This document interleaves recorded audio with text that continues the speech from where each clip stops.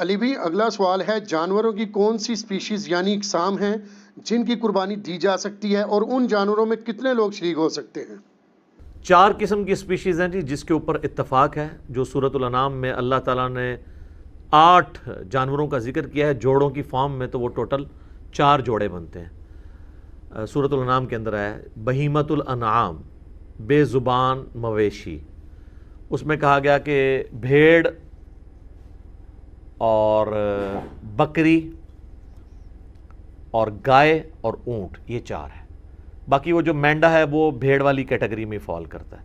یہ 4 جوڑے بن کے 8 ہو گئے، تو یہ 4 سپیشیز ہیں جن کی قربانی ہے، بھیڑ، بکری، گائے اور اونٹ۔ اب اس میں یہ بھی کوئی تفریق نہیں ہے کہ میل ہے یا فیمیل، اس میں پریفر یہ ہے کہ دودھ دینے والی جانور کو نہ ذبح کیا جائے، دوسرے کو ہی کیا جائے، لیکن فیمیل کی بھی قربانی لگ جاتی ہے۔ تو یہ 4 اقسام ہیں، اور اس میں سے بھیڑ اور بکری جو ہے وہ ایک ایک بندے کی طرف سے یا ایک ایک خاندان کی طرف سے ہوگی۔ رہا اونٹ اور گائے، اس کے اندر 7 لوگ شریک ہو سکتے ہیں، پریفریبلی یہی ہے۔ صحیح مسلم میں حدیث ہے، صلح حدیبیہ کے موقع پر نبی علیہ السلام نے جو عمرے کے لیے گئے ہوئے تھے، تو عمرے کے لیے بھی آپ حدیثات لے کے جا سکتے ہیں، تو 7 لوگوں کو گائے اور اونٹ میں شریک کیا۔ جامع ترمذی میں ایک حدیث ہے کہ 10 لوگوں کو حج کے علاوہ قربانی کے موقع پہ کیا گیا۔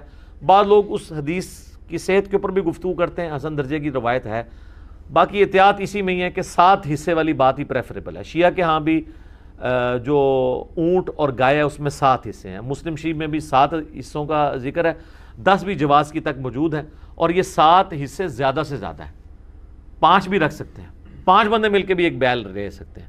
اور اس میں یہ نہیں ہے وہ کہتے ہیں نہیں لیں تو 5 لیکن اس سے 7 کریں، 5 پورے کر لیں اور باقی جو 2 بچے نا اس کے پھر 5 کر کے تھوڑے تھوڑے سب کو دیں، تو میتھمیٹیکلی تو لگ و شکار ہے، جس کو کہتے ہیں یعنی کمر درمیان میں، آپ چاہے سرانے والی سائڈ پہ سر رکھیں چاہے وہ پانتی والی سائڈ پہ، لیکن یہ حنفی آپ چلے جائیں، یہ جو کچھ کر رہے ہوتے ہیں وہ باقاعدہ 5 اگر لوگ شریک ہیں تو وہ کہتے ہیں نہیں اس سے 7 ہی ہوں گے، 5 دیے جائیں گے اور جو باقی 2 بچیں گے وہ اس کے پھر 5 کر کے دیے جائیں گے، تو آپ ٹوٹل کی 5 کر لیں۔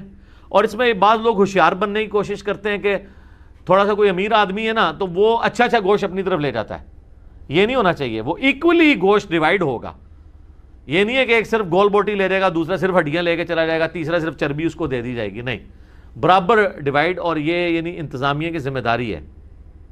بکری اور گائے، بکری اور بھیڑ یا دمبا، یہ ایک ایک خاندان کی طرف سے یا ایک ایک فرد کی طرف سے، اور گائے اور اونٹ میں 7 خاندان یعنی 7 افراد، وہ جو ہم پہلے ڈسکس کر چکے ہیں کہ خاندان کی طرف سے قربانی کافی ہے تو وہ اس میں شریک ہوں گے۔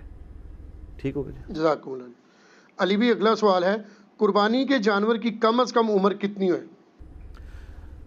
قربانی کے جانور کی عمر کا تو اس طریقے سے ذکر نہیں ہے، صحیح مسلم میں حدیث ہے کہ قربانی صرف مسنہ کی ہوگی۔ مسنہ کہتے ہیں دوندا جانور جس کے 2 دانت نکلے ہوئے ہوتے ہیں۔ اب بکری یا بکرا جو ہے یہ 1 سال گزارنے کے بعد دوسرے سال میں دوندا ہوتا ہے، 14 مہینے میں یا 16 مہینے میں۔ گائے جو ہے وہ 2 سال گزارنے کے بعد تیسرے سال میں جا کے مسنہ بنتی ہے۔ اونٹ جو ہے وہ 4 سال گزارنے کے بعد 5ویں سال میں مسنہ ہوتا ہے۔ اس میں نشانی یہ ہوتی ہے کہ آپ اگر اس کا منہ کھولیں نا تو سینٹر میں 2 بڑے دانت آپ کو اوپر نکلے ہوئے نظر آتے ہیں۔ اب جن لوگوں کو عموماً پہچان نہیں ہے نا تو وہ تو اگر کوئی موٹا تازہ کھیرا بکرا بھی ہو یعنی جو دوندا نہیں ہے، اس کے سائڈ والے دانت اگر توڑ دیے جائیں، سینٹر میں 2 دانت رکھے جائیں تو اس کو دوندا کر کے کوئی بیچ دے، لادہ بات ہے۔ وہ تو سائز ہی بہت بڑا فرق ہوتا ہے، جو عام جو سال والا جو بکرا ہے یا جو دوندا نہیں ہوا ہوا اس کے تو چھوٹے چھوٹے دانت ہوتے ہیں، یہ تو 2 بڑے دانت نکلتے ہیں نیچے کی سائڈ پہ، وہ آپ یوں کر کے دیکھ سکتے ہیں۔ تو کم از کم مسنہ ہونا چاہیے، اور پریفریبل بھی یہی ہے۔ بعض اوقات 4 سال کا بھی ہوتا ہے تو 4 اس کو چوگا کہہ دیتے ہیں، 4 دانت نکلے ہوئے ہیں، وہ پریفریبلی نہ ہو، اس کا گوشت اتنا اچھا ہوتا ہے۔ بہترین جانور جو ہے وہ دوندا جانور ہے جس کے 2 دانت نکلے ہوئے ہوں، یہ اس کی عمر ہونی چاہیے۔ باقی جو کہتے ہیں نا جی یہ پکا کھیر ہے، وہ ہے حدیث مسلم شریف میں، اسی میں آگے الفاظ ہیں کہ مسنہ کی قربانی کرو، اور اگر تمہیں جانور نہ ملے تو جزع 1 سال کا بھی کفایت کرے گا۔ جزع کہتے ہیں بھیڑ یا دمبا جو 1 سال کا ہو.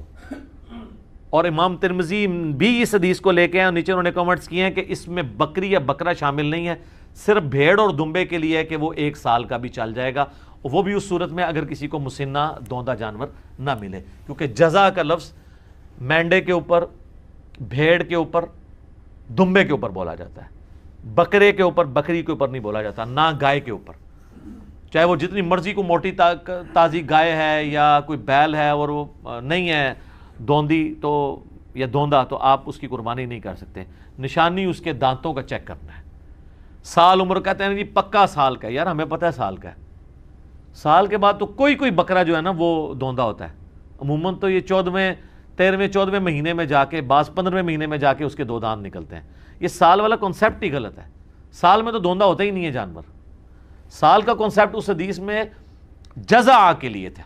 جزع, جیم ذال عین اور اینڈ پہ ہا آپ کہہ لیں یا تا کہہ لیں, اور وہ ہے بھیڑ, دمبا اور مینڈا. بکری, گائے, اونٹ اس میں شامل نہیں. ٹھیک ہو گیا جی, جزاک اللہ. علی بھائی اگلا سوال ہے, کیا اونٹ اور گائے میں 10 لوگ بھی شریک ہو سکتے ہیں؟ پریفریبل تو یہی ہے کہ 7 لوگ شریک ہوں. اس پہ میں نے کافی تحقیق کی ہے. اہل تشیع کے ہاں بھی 7 ملتا ہے, ہمارے ہاں بھی اہل سنت میں صحیح مسلم میں حدیث ہے, صلح حدیبیہ کے موقع پر نبی علیہ السلام نے گائے اور اونٹ میں 7 لوگوں کو شریک کیا. البتہ ترمذی میں ایک روایت ہے کہ عید قربان کے اوپر 10 کو شریک کیا. بعض محدثین کہتے ہیں کہ عید قربان پہ 10 شریک ہو سکتے ہیں, لیکن حج کی قربانی میں 7 سے زیادہ لوگ شریک نہ ہوں. تو بہتر یہ ہے کہ اس کو 7 تک ہی رکھیں. 7 والا قول ہی زیادہ مضبوط ہے. 10 بھی کو کر لیتے ہیں اس کے اوپر فتویٰ نہیں لگاتے, اور یہ زیادہ سے زیادہ ہے 7 حصے. 5 بھی ہو سکتے ہیں, 3 بھی ہو سکتا ہے, ایک بندہ بھی ایک گائے دے سکتا ہے. زیادہ سے زیادہ 7 ہے. ٹھیک ہو گیا, صحیح. علی بھی اگلا سوال ہے, کیا 2 بھائی مل کر ایک بکرا قربان کر سکتے ہیں؟ 2 بھائی مل کے ایک بکرا نہیں قربان کر سکتے, کیونکہ 2 خاندان الگ ہے نا. 2 بھائی مل کے ایک بیل تو دے سکتے ہیں کہ اس میں 2 حصے رکھ لیں. 7 تو زیادہ سے زیادہ ہے نا, 2 بھی رکھ سکتے ہیں, آدھا اس کا آدھا میرا. لیکن بکری میں 2 نہیں نہ شریک ہو سکتے, کیونکہ ایک پوری جان آپ نے ایک خاندان کی طرف سے دینی ہے بکرے کی کیس میں, کیونکہ اس میں تو حصہ ہی ایک ہوتا ہے. تو 2 بھائی مل کے ایک بکرا نہ دیں, بلکہ وہ بکرا خریدنے کی بجائے وہ بکرے کے رقم آدھی کر لیں, تو 2 بھائی جو ہے وہ کسی تیسرے بندے کے بیل میں 2 حصے ڈال سکتے ہیں, اپنا اپنا حصہ ڈال دیں. تو اس طرح کر لیں. بکرے میں 2 بھائی شریک نہیں ہو سکتے. ٹھیک ہو گیا, جزاک اللہ. علی بھائی اگلا سوال ہے, کیا بھینس یا بھینسے کی قربانی دینا بھی جائز ہے؟ اچھا, یہ بھینس کے بارے میں اکثر پوچھ رہے ہوتے ہیں نا, وہ لوگ پوچھ رہے ہیں کہ انہوں نے خود بھی کبھی بھینس کی قربانی نہیں دی ہوتی. قربانی تو ہمیشہ بھینسے کی ہو رہی ہوتی ہے, کٹے دی تو کہتے ہیں جی پوچھیں جی بھینس کی قربانی ہو جاتی ہے. بھینس کی کون قربانی کرتا ہے؟ بھینس تو دودھ دے رہی ہوتی ہے. یہ جو پوچھ بھی رہے ہوتے ہیں ان کو کہ ذرا منڈی میں بھینسیں آئی ہوتی ہیں بکنے کے لیے یا بھینسیں آئے ہوتے ہیں؟ پہلی تو یہ پھکی ہے, جو پوچھے نا بھینس کی قربانی ہوتی ہے ان کو جی بھینس ہی تو تسی بھی نہیں دیں دے. یہ حنفی پوچھ رہے ہوتے ہیں نا بھینس حلال ہے یا حرام ہے. تو میں نے بہت پہلے ایک ویڈیو ریکارڈ کروا دی ہے, گھوڑا, بھینس, کینگرو, مرغی, انڈا, اس کے اوپر ایک ایک چیز میں نے کلیئر کی ہے. اور میں نے اس میں بتایا کہ آپ مجھے پہلے فقہ حنفی میں بتایا نا کینگرو حلال ہے یا حرام ہے. تو امام حنیفہ نے تو کینگرو دیکھا ہی نہیں, ان کو تو پتہ ہی نہیں تھا. ظاہر اس زمانے میں تو آسٹریلیا کہاں تھا, آسٹریلیا تو زیادہ منظر عام پہ آیا جب یہ برٹن امپائر تھی, انہوں نے وہاں پہ جا کے وہ اپنے جو بھی ایک عیاشی کا اڈا بنایا تھا, تو آسٹریلیا تو اس وقت سامنے آیا تو کینگرو لوگوں کو پتہ چلنا شروع ہوا. پہلے لوگوں کو تو کینگرو کا پتہ ہی نہیں تھا. تو وہ آج کے دور کا مسئلہ ہے. تو بھینس کے بارے میں آپ کتاب الاجماع جو ہے آپ اٹھائیں, پہلے 300 سال میں کتاب لکھی گئی ہے, اس کا اردو میں ترجمہ بھی ہو چکا ہوا ہے. اس میں باقاعدہ لکھا ہے کہ اس بات پہ اجماع ہے کہ بھینس جو ہے وہ گائے کے حکم میں داخل ہے اور یہ بہیمۃ الانام میں آتی ہے. تو ہمیں جو لغت کے لوگ ہیں یہ بتاتے ہیں کہ گائے اور بھینس ایک کیٹیگری میں فال کرتے ہیں. اگرچہ یہ اسپیشیز ڈیفرنٹ ہیں, لیکن اگر آپ اسے دقت نظر سے دیکھیں تو یہ ایک ہی جانور کی 2 اسپیشیز ہیں. عرب کے اندر گائے پائی جاتی ہے, ہمارے یہاں پہ بھینس پائی جاتی ہے. اچھا, بھینسیں صرف ہمارے علاقے, آپ مصر میں چلے جائیں وہاں پہ بھی بھینسیں بہت ہیں. تو بھینس جو ہے وہ گائے کے حکم میں داخل ہے, اور بھینس کی قربانی کا مسئلہ تو پھر حل ہو گیا. ویسے تو اس میں حنفی تو قائل ہیں بھینسے کی قربانی کے. اہل حدیث میں 2 گروہ ہیں. کچھ کہتے ہیں کر لیں، کچھ کہتے ہیں نہ کریں، اس لیے کہ یہ ان 4 بہیمۃ الانعام میں نہیں آتے جس کا ذکر سورۃ الانعام میں آیا ہے، بکری، بھیڑ اور گائے اور اونٹ۔ چونکہ گائے کا ذکر آیا تو گائے کی سپیشیز میں یہ چیز داخل ہے، بھینس، جاموس اسے کہا جاتا ہے عربی میں، البقرہ اس کے لیے یہ جاموس ہے، تو جاموس اسی کیٹیگری میں فال کرتی ہے۔ لہذا میرا بھی یہی خیال ہے کہ بھینس کی قربانی بغیر کسی کراہت کے، یا بھینسے کی قربانی کہنا چاہیے، وہ گائے اور بیل کی قربانی کی کیٹیگری میں فال کرے گی، اور اس میں کوئی حرج نہیں ہے۔ باقی جس کو کوئی زیادہ تقوی کا حیض ہے وہ بچنا چاہتا ہے ضرور بچے، کسی اور کے اوپر فتویٰ نہ لگائے۔ میں جن دنوں میں یہ کہتا بھی تھا کہ بہتر ہے کہ اس کی نہ دیں، میں اس وقت بھی یہی کہتا تھا۔ 2012 میں میری ایک ویڈیو ریکارڈ ہوئی تھی قربانی کے اوپر، مسئلہ 52، اس میں نے کہا تھا کہ ہم فتویٰ کسی پہ نہیں لگاتے، اگر کوئی دینا چاہتا ہے بھینس کی قربانی ضرور کرے۔ باقی پریفریبل ہے، بعض لوگ اس میں آرگومنٹ کرتے ہیں، میں نے بھی کیا تھا کہ ہرن کو ہم بکری کی کیٹیگری میں لا کے، پھر ہرن بھی بہیمۃ الانعام میں آتا ہے، کیونکہ اس کے بھی وہ پتہ نا پاؤں کے کھر کٹے ہوئے ہوتے ہیں، یہ بہیمۃ الانعام کی نشانی ہے کہ وہ 2 کھر یوں کٹا ہوا ہوتا ہے، کٹ والا پاؤں ہوتا ہے ان کے۔ تو بعض گھوڑے کا پوچھ رہے ہوتے ہیں، گھوڑا اس میں نہیں آتا کیونکہ اس کے پاؤں کٹا ہوا نہیں، ویسے گھوڑا حلال ہے، اس پہ علیحدہ سے حدیثیں موجود ہیں۔ تو کہتے ہیں پھر کل کو ہرن کی بھی وہ قربانی کرے گا۔ بھئی ہرن بہیمۃ الانعام میں آتا ضرور ہے، لیکن اس کیٹیگری میں جو قرآن میں 4 آئے ہیں اس میں نہیں آتا۔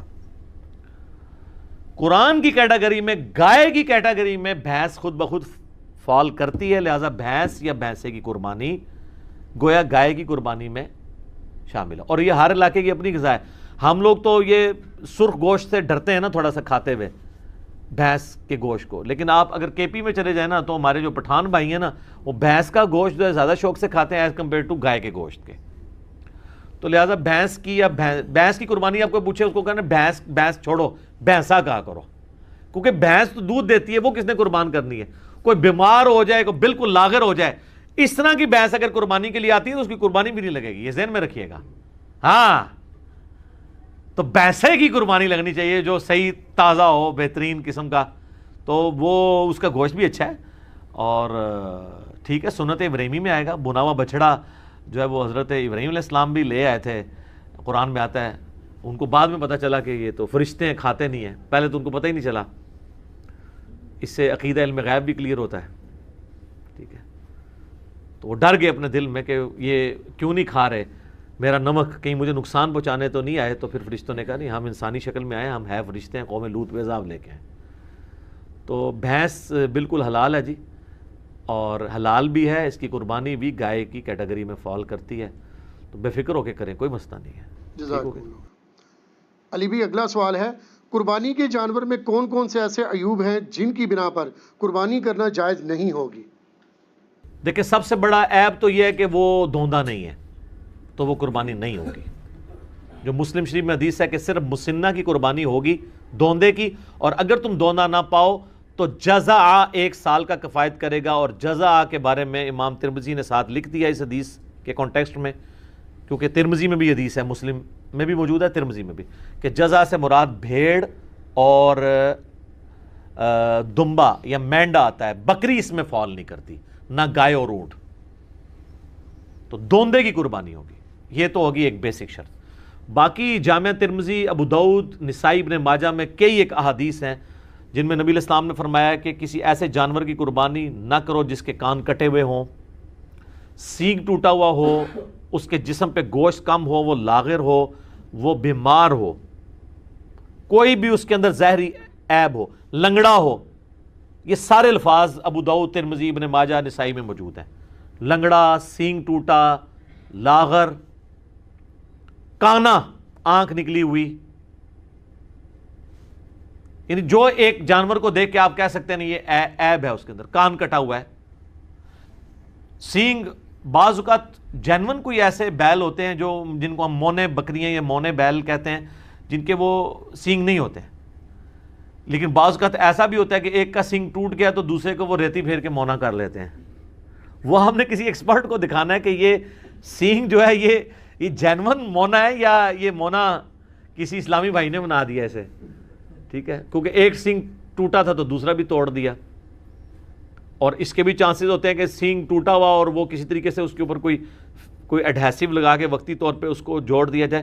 تو یہ جب آپ یہ سینگوں والی بھی کوئی بھی جانور آپ لیں نا تو اس کو ذرا زور سے پکڑ کے کھینچ لیا کریں، کیونکہ یہ بے شک ایلفی سے بھی جوڑا ہو نا وہ جھٹکا نہیں برداشت کرتی، الا یہ ہے کہ کوئی انجینئر ہو تو وہ اس میں کوئی پیچ فٹ کر دے تو ظاہر ہے وہ تو آپ جتنا 2 بندے بھی کھینچیں گے سینگ نہیں ٹوٹنے لگا، یہ پاسبل ہے۔ یہ جس طرح آپ کو پتا دانت ٹوٹ جائے نا تو ڈرل کر کے نا اس کا وہ فیمیل پورشن نیچے رکھتے ہیں، میل پورشن اوپر سے اس کو وہ چوڑی کے ساتھ کس دیتے ہیں۔ اگر اس طرح کا کوئی ڈرل کر کے وہ نیچے اس کے کوئی پھنسا دی جائے اس طریقے سے اس کا فیمیل پورشن اور اوپر سے سینگ میں وہ کر کے تو پھر تو ظاہر آپ کھینچیں گے بھی تو نہیں جائے گا۔ تو بہرحال اس میں تسلی کریں، اس لیول پہ تو خیر بہت کوئی سمجھدار ہوا تو وہ جائے گا، ادروائز زیادہ تر تو وہ جس طریقے سے جوڑتے ہیں تو مونا بکرا ہو یا سینگ والا ہو دونوں کو چیک ضرور کر لیا کریں کہ یہ ایب جو ہے نا اس کے اندر موجود نہ ہو۔ تو اس طرح کے عیوب جب ہوں گے، کان کٹا ہوا ہوگا، کانا ہوگا، یا اس کی ٹانگ ٹوٹی بھی ہوگی، یا لاغر ہوگا، بیمار ہوگا، پھر اس کی قربانی نہیں لگے گی۔